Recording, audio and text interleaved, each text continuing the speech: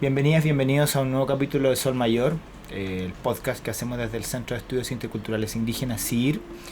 Esta vez no está Matías Hermosilla, que es el anfitrión de costumbre, sino que estoy yo, pero solo por esta vez, lo prometo.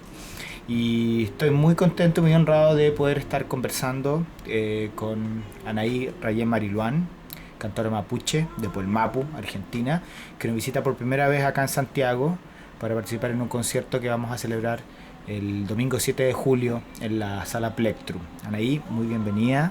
Mari, Chaltumay. Muchas gracias por estar acá con nosotros. Cuéntame para la gente que aún no te conoce acá en Chile, que recién se está enterando, probablemente también hay mucha gente que ni siquiera sabe, mucha gente que piensa que el pueblo mapuche es un pueblo como exclusivo de Chile, ¿no? Y que no, que al otro lado de la cordillera también hay un pueblo con una vitalidad y un lenguaje. Cuéntanos un poco tus orígenes en la música, ¿no? ¿Cómo parte esto de convertirte en cantora? Bueno, yo pertenezco a una familia de músicos.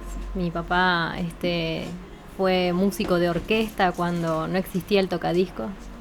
Entonces, en ese periodo obligado de mudar y viajar con la música, yo crecí entre instrumentos.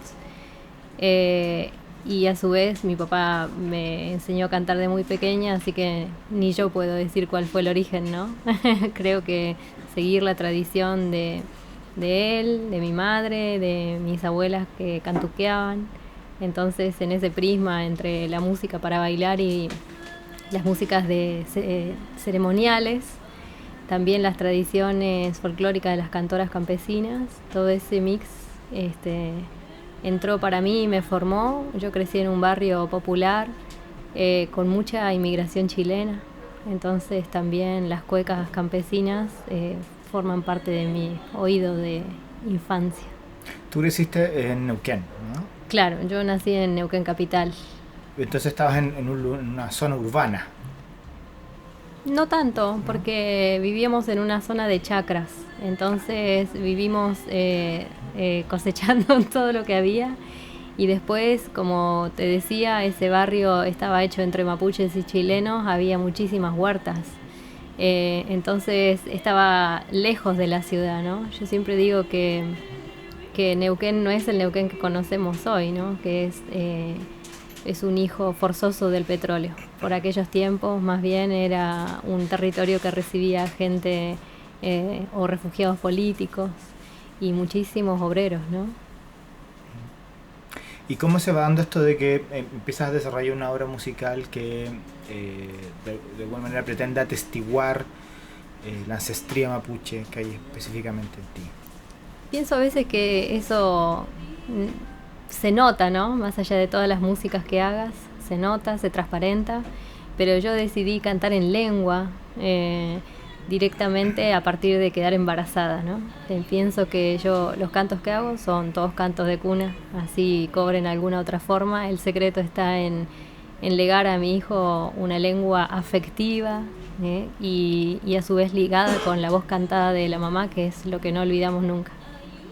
Entonces pienso que eso ocurrió hace más o menos unos 12, 13 años y de ahí no me corro, y a veces me limita porque quiero hacer canciones de otros autores, entonces también me obligo a traducirlas y cantarlas de otra manera.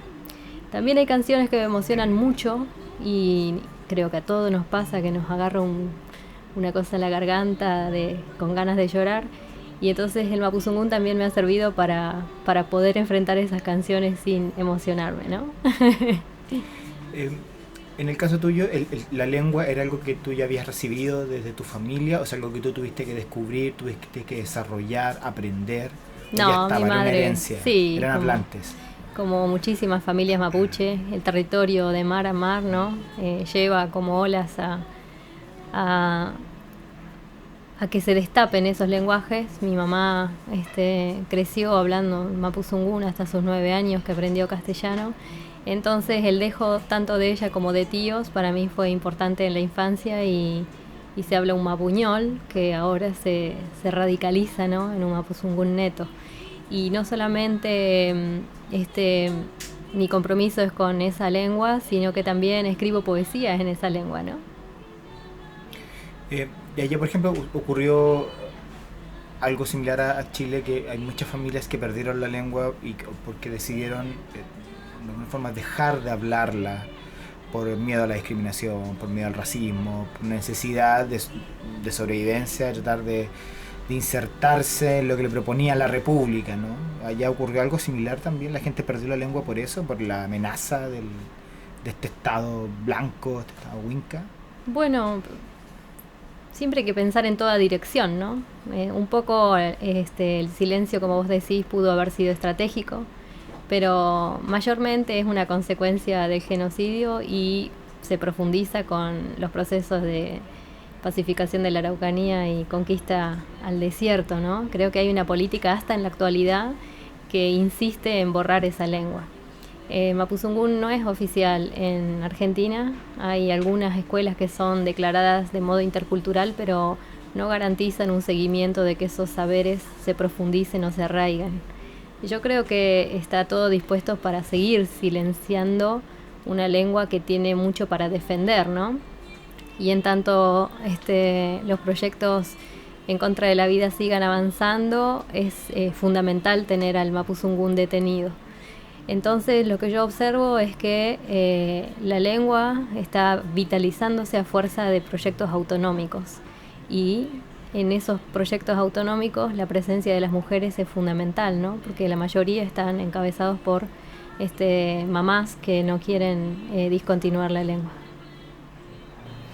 Una de las razones de tu visita a Chile es la grabación, la filmación de un documental que estás haciendo, ¿no?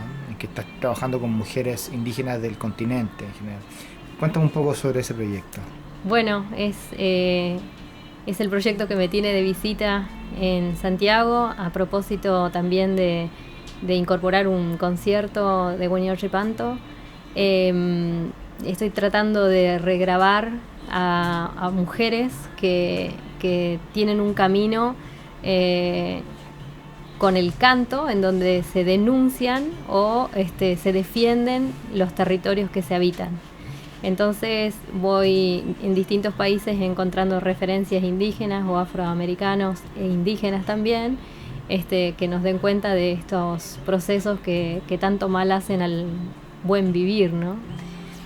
Entonces estoy juntándome con cantoras que, como yo, enfrentamos con las lenguas a distintos procesos extractivistas y usamos esa lengua como herramienta política. Leí en una entrevista tuya que diste hace algunos años en Página 12 de que para ti el acto de alguna manera de cantar en Mapudungún era un acto político, de reivindicación política. Me gustaría que profundizaras un poco en esa idea.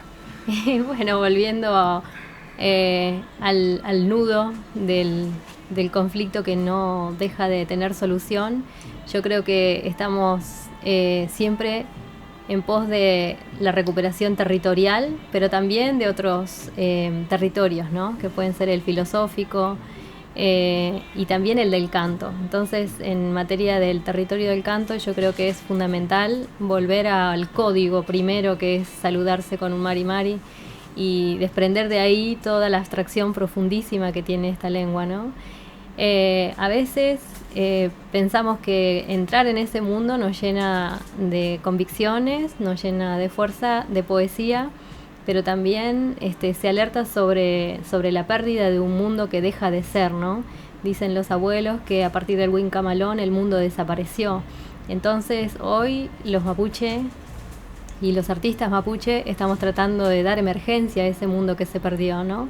Tratar de recuperar para enfrentar, y eso necesariamente conlleva un enfrentamiento con el sistema de vida que llevamos. Entonces pienso yo que no puede haber músico, artista mapuche que no se reconozca como un activista, además. ¿No es posible, por ejemplo, ser artista mapuche y no hablar mapudungún? ¿No cantar mapudungún? ¿Qué te pasa a ti, por ejemplo, con los artistas que no usan la lengua como un artefacto de reivindicación, un dispositivo? No estoy segura que no la usen. Estamos rodeados de palabras, nuestras ciudades están ahí para recordarnos todo el tiempo quiénes somos, quiénes fuimos y quiénes seremos. Pero no creo que tenga que ver con la recuperación neta, pero sí con la conciencia, ¿no? y también de valorar y atesorar lo que usamos a diario y no nos damos cuenta que es Mapuzungún. En muchísimas experiencias de recuperación del canto hay personas que no saben ni siquiera que su apellido es mapuche, ¿no? Entonces estamos, digamos, destapando siempre las consecuencias de políticas que nos cercenan nuestro derecho a la identidad. Así que yo pienso que es esperanzador, ¿no? Que es esperanzador que alguien diga lo que diga y haga lo que haga con las formas que tenga y las herramientas que estén al alcance. La expresión en Mapuzungún es cantar y hablar. Ahí se compone un círculo magnífico. Si no cantamos en lengua, tampoco lo estamos diciendo escrito, hay algo que está postergándose. Así también es para cualquier lengua del mundo, ¿no? Entonces decimos cantando lo que no decimos hablando. Y por suerte, hace unos 80 años también estamos escribiéndolo. Entonces hay ahí una valoración inmensa de un mundo que nos pertenece y que tenemos que volver a hacer. Cuéntanos un poco para quienes no estamos no somos tan cercanos a la escena de Colmapu, Argentina. Recomiéndanos algunos artistas mapuches de allá que podamos escuchar y ponerle atención desde acá. Tremendos. Bueno, está, por ejemplo, históricamente podemos acudir a la obra de Aimé Painé, ¿no? Después escuchar los cantos de Luisa Calcumil, Beatriz Pichimalén, Puelcona, Auca Malén, Auca Ligüen, Noelia Pucci, y ahí está Francisco Lanfré, Rodolfo Cancino. Hay una escena importante de gente que entre el castellano y el Mapuzungún va haciendo su aporte. Perfecto. Y sobre eso, por ejemplo, en el caso de tu música, tú te encargas, por ejemplo, de las letras solamente. ¿Cómo es el proceso de composición de tu obra, de tus discos? Cuéntame un poco sobre eso. No lo sé. No lo sé. Veía tus discos que había, por ejemplo, hay colaboradores. Sí. Funciona, vas como buscando una persona para una temática específica, colaborar, no sé, con un pianista, ¿Cómo lo has hecho hasta ahora? Claro. ¿Cómo funciona el proceso? Bueno, hasta ahora van 5 discos y creo que el primero fue el deseo de acompañar al niño en su crecimiento y los siguientes fueron presiones de la discográfica, como para no parar esa rueda de mostrarse, ¿no? Y en el último, sobre todo yo lo que quise decir es autonómicamente con lo que pueda, ¿no? Entonces hago todo dentro de ese disco. Los anteriores tengo una banda que me acompaña, una banda armónica, son músicos importantes de Bariloche, Leopoldo Caracoche y Natalia Cabello. Y temáticamente voy siguiendo lo que va emergiendo de la lucha de todo el pueblo mapuche, ¿no? Lo que se oye a un y otro lado de la cordillera. Ahí hay un ejercicio importante, ¿no? De considerarse un todo. Pero no tengo una manera ordenada de crear. Entonces ahora por ejemplo estoy escribiendo en el celular, ¿no? Otras veces escribo sobre cueros, digamos, yo hago los instrumentos también, entonces voy dejando rastros de canciones en los cueros y también en la cerámica, o sea que de retazos, esa es la respuesta. A base de retazos. Tú viajas continuamente o periódicamente a Europa, a Alemania, a presentarte. ¿Cuál es la percepción, la recepción que tiene el público europeo de tu obra? Y que también tu obra es parte, claro, expresa también la vitalidad del mundo mapuche. Bueno, yo respondo invitaciones, no trabajo con agencias, entonces recibo invitaciones de públicos que ya están informados.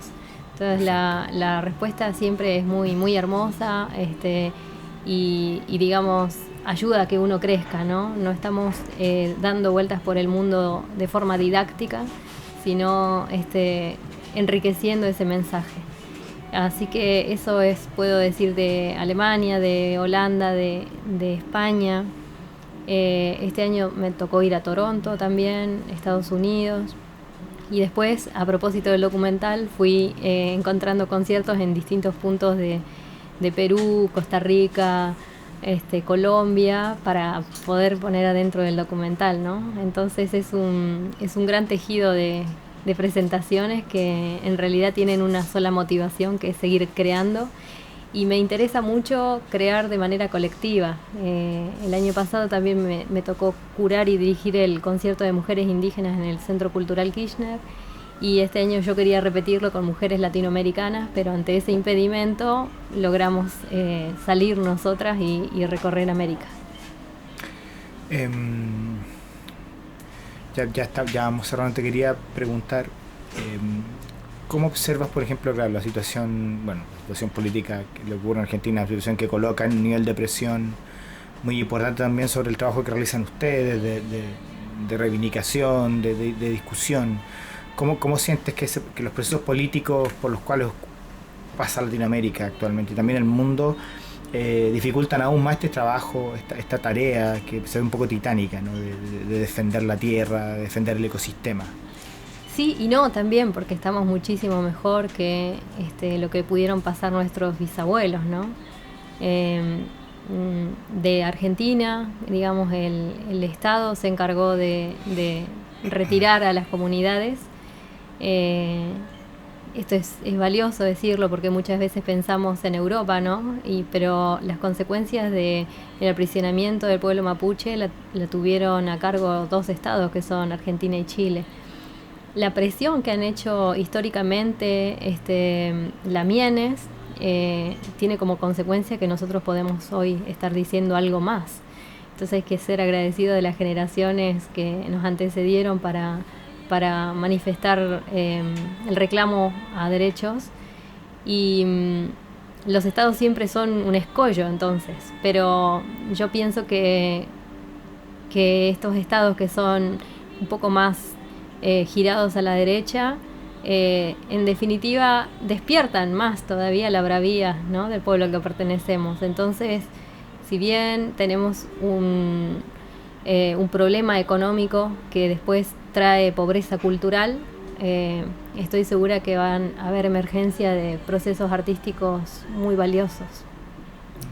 Así que no puedo dejar de mirarlo con esperanza, y así el resto de América Latina también, ¿no?, en donde las voces postergadas se encolumnan en resistencias que no han dejado de tener jamás. Tu trabajo tiene una característica que, aparte del canto, tú estás involucrada también en la academia, eres docente, estás terminando un doctorado en antropología. Cuenta un poco también de ese rol, tu rol educador desde el aula.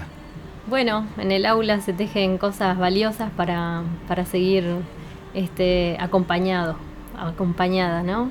Pienso que mi tarea en particular con la academia consiste en localizar los objetos mapuches sonoros que están en el mundo, que fueron extraídos sin ningún permiso y a veces hasta vulnerando los derechos humanos.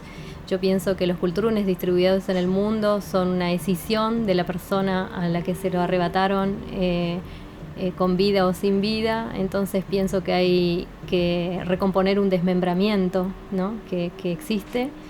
Y entonces la academia valida los procesos para entrar a esos organismos y localizar nuestras pertenencias afuera. Entonces voy, digamos, con la excusa del canto, recorriendo esos espacios y trayendo los registros sonoros, sí, para completar una tesis de doctorado, que observa cómo los procesos de principio del siglo XX se continúan en el presente, ¿no? Si esos instrumentos están lejos del territorio mapuche, aquellos discursos siguen presentes y manteniéndose intactos. Encontramos la manera de sortear ese silenciamiento y ese alejamiento mar por medio de nuestras pertenencias, trayendo los archivos sonoros y volviéndolos a cantar en territorio. Entonces hoy somos más o menos unas 50, 60 mujeres cantando esos cantos antiguos. Y tenemos epicentros en Bariloche, en Neuquén, en Villa Langostura, también en Chile y también en Berlín, porque mapuche sabemos en todos lados, ¿no? ¿Cuál es el diálogo que tienes con los artistas o comunidades o gente que están acá en el Gulumapu? Y es constante. Más allá de las redes, en donde nos seguimos y nos acompañamos, nosotros tenemos viajes constantes e invitaciones permanentes, ¿no? Un poco al modo de aquellos ñampulcafe, vamos y venimos con nuestros cantos. No sé si un cantor mapuche puede ser un embajador, pero de seguro que es un emisario de su cultura, ¿no? Entonces tratamos de estar ahí abrazando una gran red que seguramente la fue y la seguirá siendo. Perfecto. Anaí, yo te quiero agradecer por acompañarnos en este podcast, también por estar en Santiago y eso, que vaya todo muy bien. Chaltumay, Teucayal, y yo también estoy agradecida por llegar cada vez más lejos y conocer estos territorios.